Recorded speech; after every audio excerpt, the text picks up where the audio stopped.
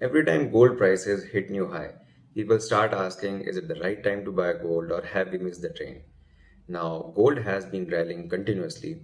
Central banks across the world have been buying and hoarding gold. And I keep on getting questions how to invest in gold. Is it worth investing in gold?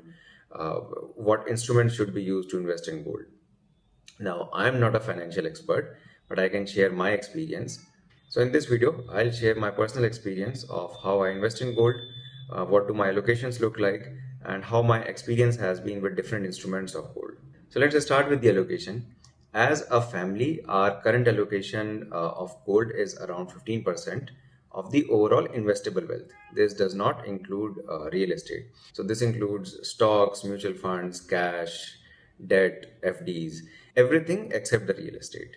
Now, we did not plan it this way, it just happened by chance. But in our opinion, 15% is a good number to have. We are working to increase this percentage to 20% because we like gold.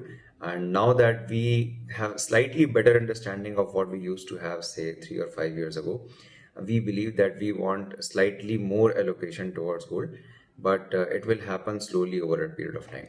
When we reach 20%, then we'll reevaluate of whether do we want to increase that or not. Now, what is the right number to allocate to gold is a highly personal thing. It depends individual to individual, taste to taste, and what kind of risk appetite, goals do you have. You might see a lot of studies and analysis that this percentage of gold with mixed with this percentage of debt and equity will give you best results. I think it is a highly fluid number and you really never know. So whatever gives you the best sleep at night is the number that you should have. Then the next question is, what instruments of gold have we invested in and what does the allocation within gold looks like? So we have physical gold jewelry, we have sovereign gold bonds, then we have gold bars and gold coins, physical gold of course, and then very tiny amount of digital gold with startups like Gullaq.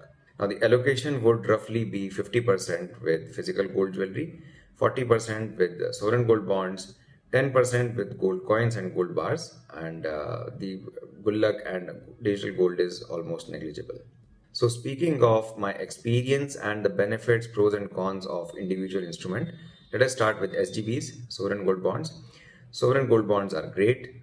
When we started investing in them, most of the people were not very bullish on gold and sovereign gold bonds, but we found them promising. The value of sovereign gold bonds in last 3 or 4 years have almost doubled.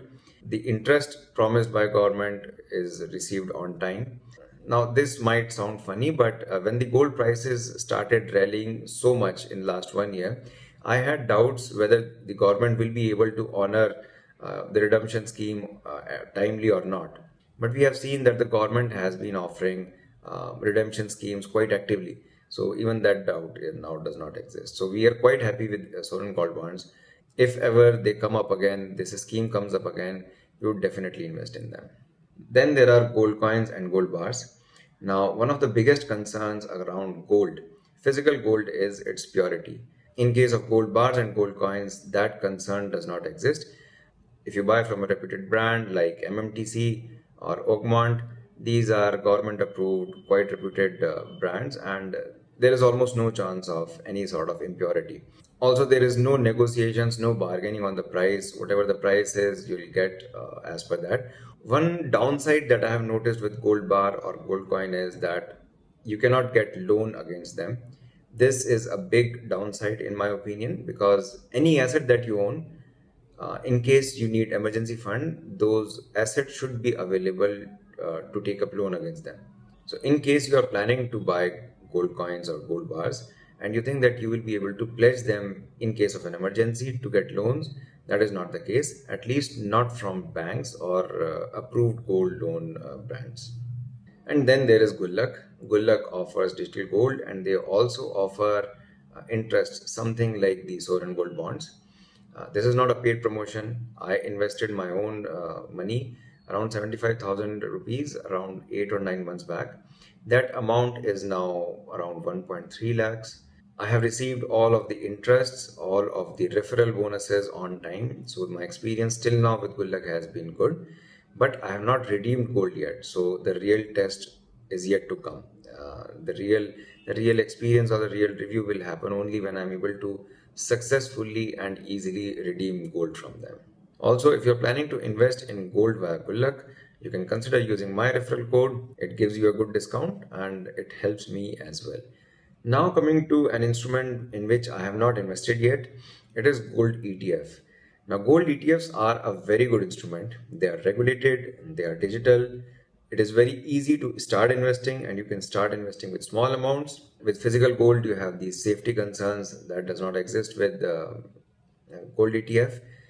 But yet I have not invested in gold ETF because of one primary reason. That is, you don't actually hold physical gold. Now, gold, in my opinion, is a hedge and an asset which works best when you hold it in physical form with you. Now, this opinion might not sit well with everyone and it is completely fine. If you are not comfortable with physical gold, don't buy it. I prefer having physical gold, and that is why I do not see a lot of upsides in gold ETFs for my investment journey. Though I do believe that it is an excellent instrument, and if you like the benefits or the characteristics that it has or that it offers, then you should definitely go ahead and start investing with it. Now, there is another way of investing in gold that I am exploring personally.